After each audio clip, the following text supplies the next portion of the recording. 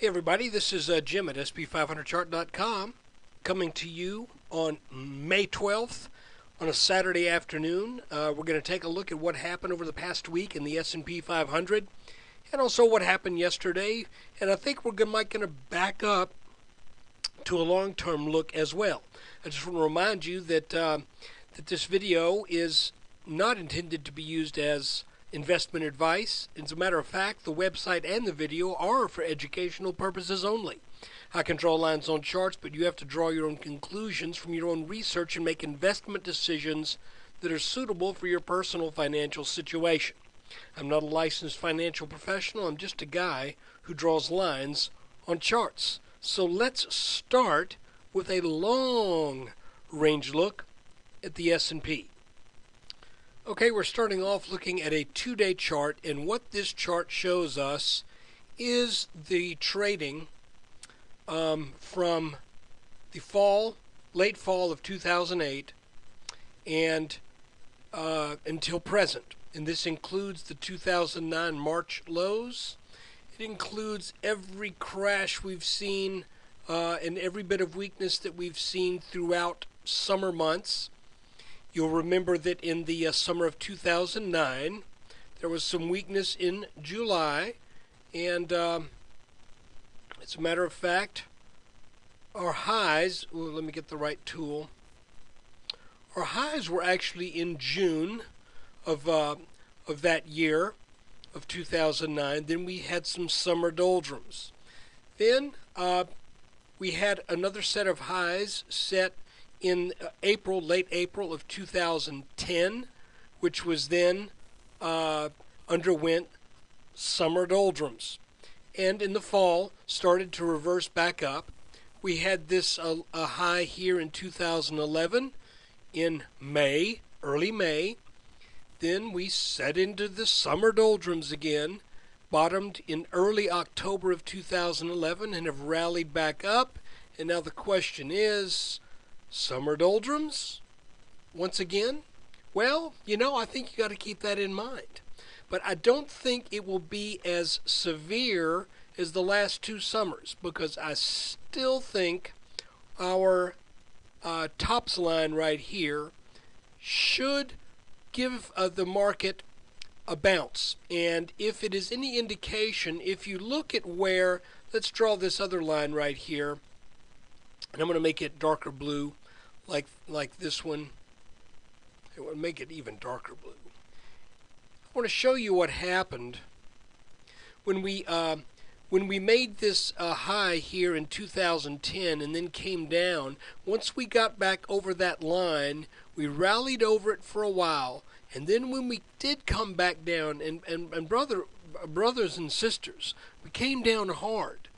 I want to show you that this line drawn over the 2007 tops and the 2010 top is almost exactly where the market bounced in early October. And I was not looking for that. I was not looking at that line at that time, and that proved to be a mistake. That I missed that. But now we see it, and now we've extended a line right here across the latest set of tops, and the question is, are we going to see the same kind of catch at that level that we saw before? So that's certainly worth keeping this line in mind, and we have been. I hope I've learned my lesson right here. So you can see 2007 top, 2010 top, big rally, topping pattern, come down hard, attack that line, bounce very strongly off of it. Now we come up, and we're not quite as aggressive as we were back here heading up. Still a very nice rally, but the question is, do we come down to this line and then bounce back up? Additionally, I have drawn a set of red trend lines, and these red trend lines sort of take the extremes into consideration. the extreme low of 2009, the extreme low on the back test of this trend line that was also the October 3rd low of 2011. And my feeling is that we very well may come up and test this red line again. I cannot tell you when. I don't think it'll be anytime real soon, because I think we got some work to do down here. I think we still need to make this little head and shoulders top that we came out of. I think we still need to make that happy. And in order to make that head and shoulders top happy, we're going to have to come down to the low 1300s. But there's some interesting things going on. I just want to show you this chart, and I want to ask you an honest question. Forget what you know about the markets. Forget what you know about fundamentals. Forget what you know about Greece and Spain and everything that's going on over in Europe. I want you to just look at this chart and forget what you know. Now, just looking at the chart, what is the sense that you get? Is the sense that that this is a legitimate boundary between tops and bottoms? If you were looking at this chart and let's say this was a XYZ widgets, would you look at this chart and think, it sure looks to me like we can expect a test of these highs that were set back here in 2007 in this chart of XYZ widgets? That's sort of the way it looks to me. So I'm not saying this because I'm quote making that call right now. I'm saying it only as an exercise and as a challenge for us all to be open-minded, for us to all keep an open outlook and to not box ourselves in. Okay? Now, it is also possible that that instead of getting up to this red trend line up here just right at about 1600, it is also possible that the market comes down underneath this line right here that is gray, that coincidentally happens to pretty much bisect this rising wedge-ish kind of pattern. And we've seen this before, where we've had patterns that are wedges, and you end up with a line that bisects and has technical significance all along the way throughout such a pattern. I'm open to that as being the case here as well.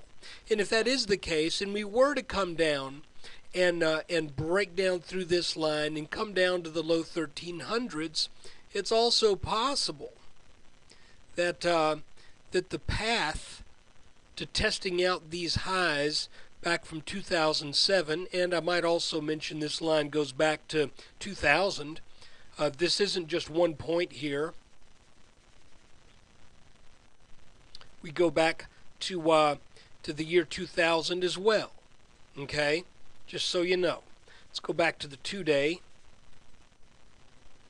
It's possible that the path to this line up here, if it is to be made, will respect this red line, but will do so perhaps with a bounce again in the fall after some more summer doldrums, and then we stay underneath this line in a long and protracted something of a back test, because this line will have been broken again. Probably, I'm thinking if this line breaks again, we probably stay under this line. Just a gut feeling. I don't have any real technical reason to say that, other than the fact that that we will have this bisecting line that has held the market up. We broke here, and now we've clawed back over it. It just feels like if we get down under this again, we probably will stay under it. And if there is a rally up to 1600, it would happen between this line and this line, going forth from whenever we get our bounce out of this head and shoulders top. So okay, enough about that. That's just a long range thing I wanted to point out to you. Let's now look at an hourly chart. And you can see here's the latest head and shoulders that we've had. We've talked about this extensively. And you can see this head and shoulders did suffer a breakdown on Monday of this past week. And, you know, it was really my hope that we would not break down this early, that rather than that we would bounce up and back test this blue line, then come down and break this line, break the neckline. But that's not what happened. So the market has, you know, you've just got to call it what it is. The markets have a tendency to make us all wrong from time to time. We weren't terribly wrong because we saw this as a head and shoulders top.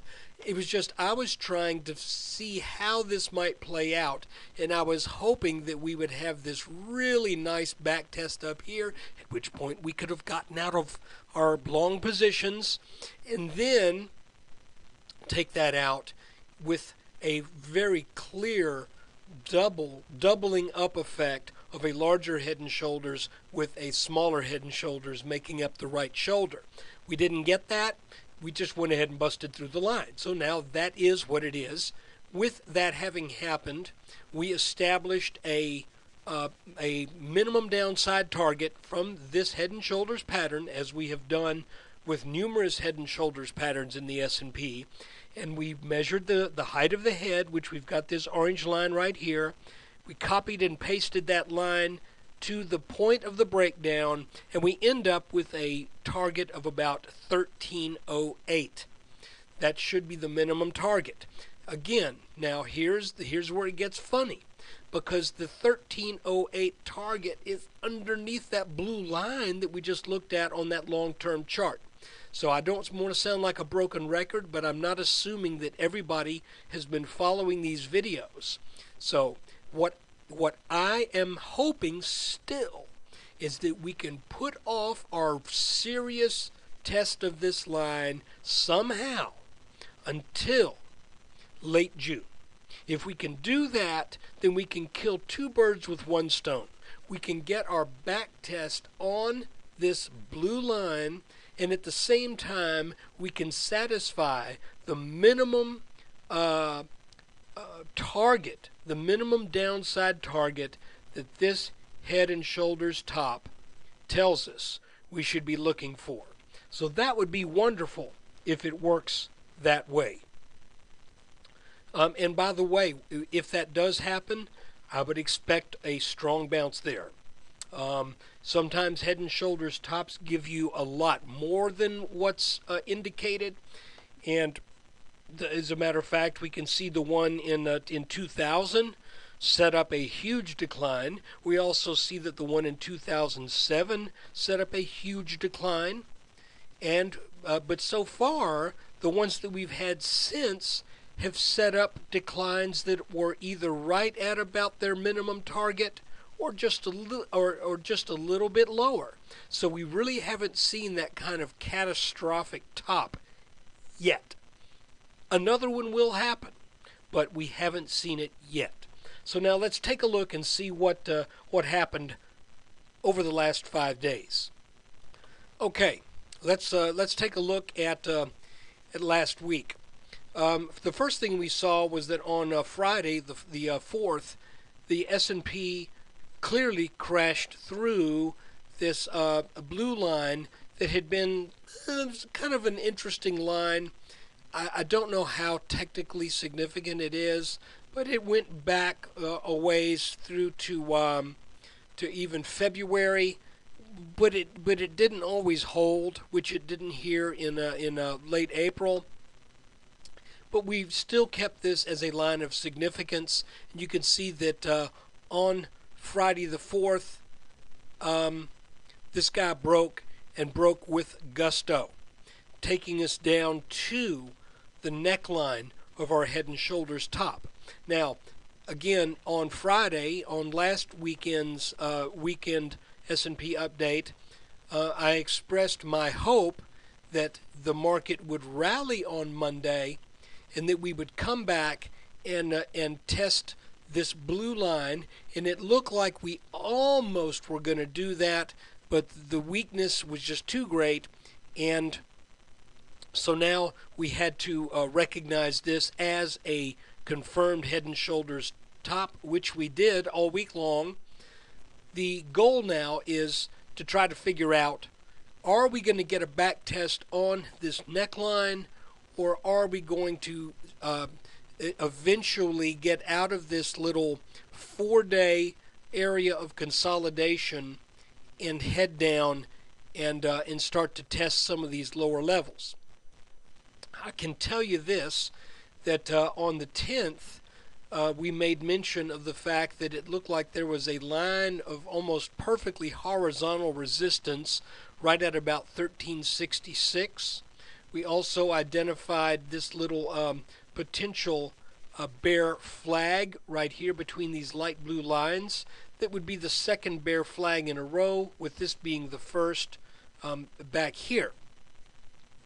And on Friday, the 11th, the markets rallied, came back up to that 1366 level, could not punch through, and we sold back all day long. However, with the close on Friday and with the opening low on Friday, all lining up very nicely with the lows of Wednesday early in the trading day, it looks to me like we have a little pattern between these two green lines, and this little pattern, I hate to say it, can go either way. I am predisposed, even though it has a flat top, I'm predisposed to think that this pattern should go down. And the reason is that about 2 out of every 3 consolidation patterns that happen after a down leg or after an up leg, about 60 to 6, not a huge majority, but about 65, 60, about 2 out of 3 tend to go the same way that the market was headed before they formed.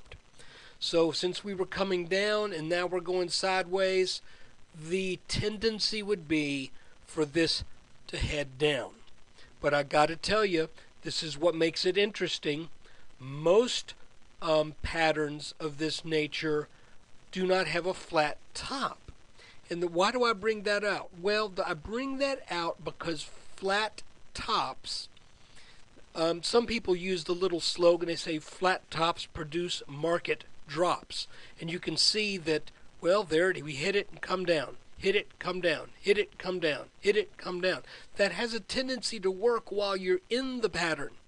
But it doesn't necessarily mean that when you come out of the pattern, you're going to come out to the downside. As a matter of fact, flat-topped patterns, as opposed to patterns that have a sloping top or a down-sloping top or an up-sloping top, flat-topped patterns have this slight peculiarity in that there's a little bullishness associated with that pattern, and the reason is pretty simple. If you'll allow me for just a second, there's supply here at 1366. Whatever the makeup of the S&P is, whatever underlying stocks are being sold every time the market hits 1366, what that tells me, and what it should tell us, is that there is someone who is selling every time 1366 gets tagged.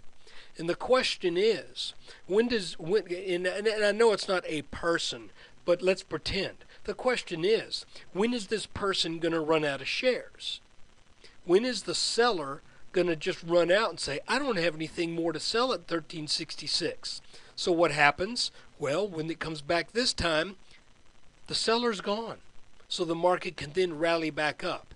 Now, if this line were sloping down, then that would tell us that it's a group of people and everybody is settling for less and less and less, and that doesn't really tell us anything about a I can't really think of the word I'm looking for, but it's almost like there's a static level up here.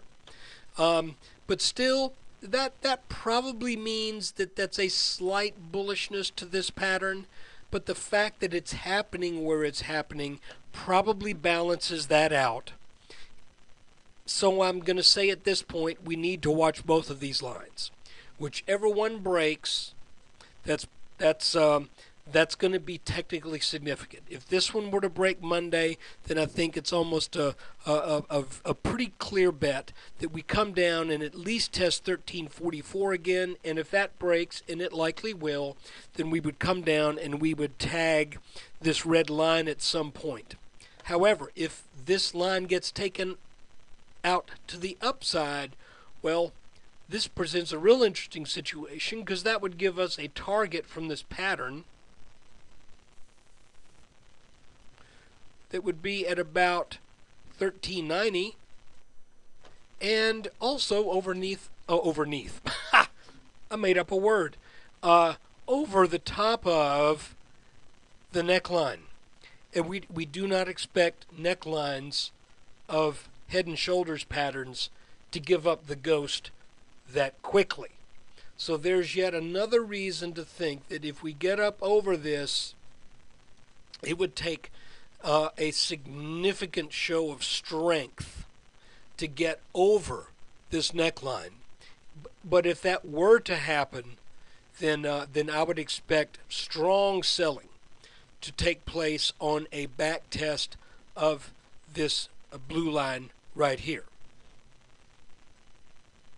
So kind of where we sit going into next week is we sit with resistance at 1366, support at 1353, a little bit of support here at 1344, stronger support but on a strong downslope on the back test of this trend line.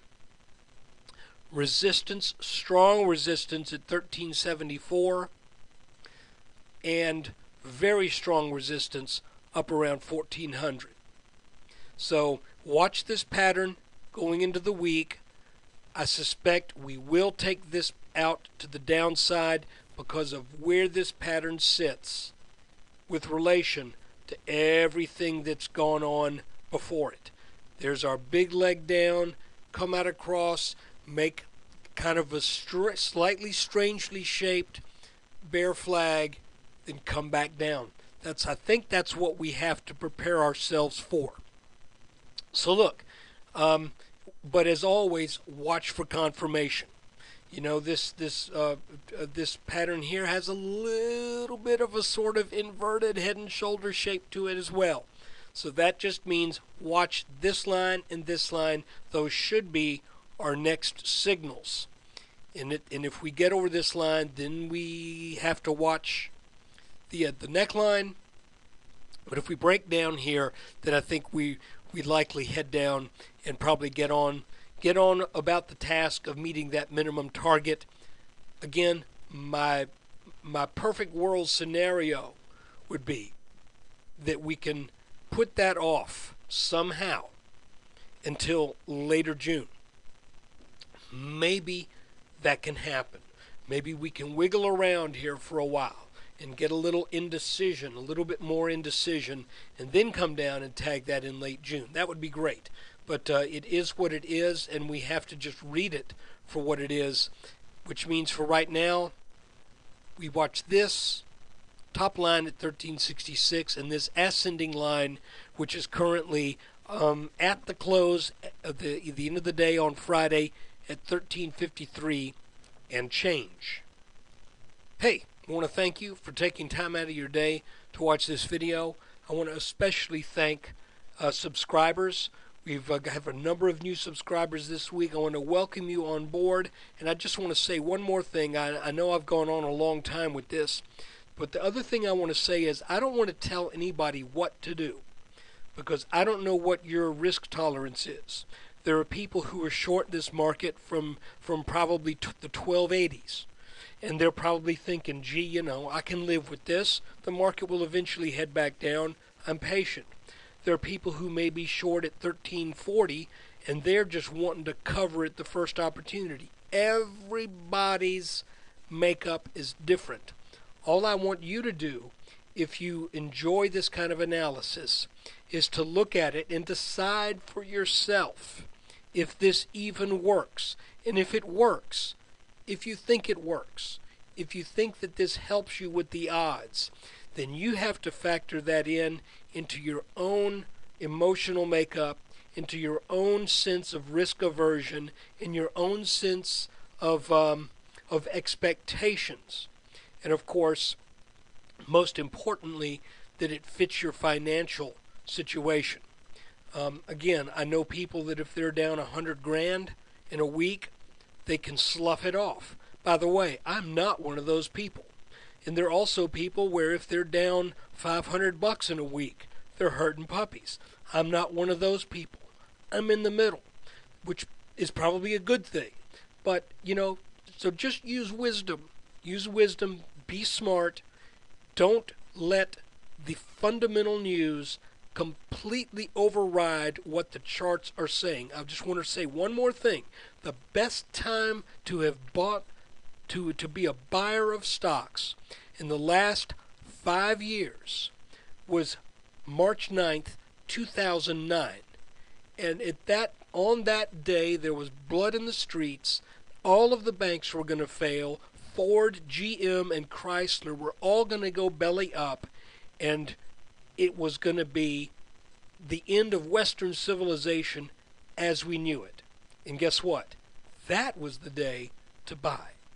And I'll remind you, the day to sell will probably be the day when the coast is clear, when we're hitting on all 8 cylinders, and the economy is running once again like a well-tuned engine.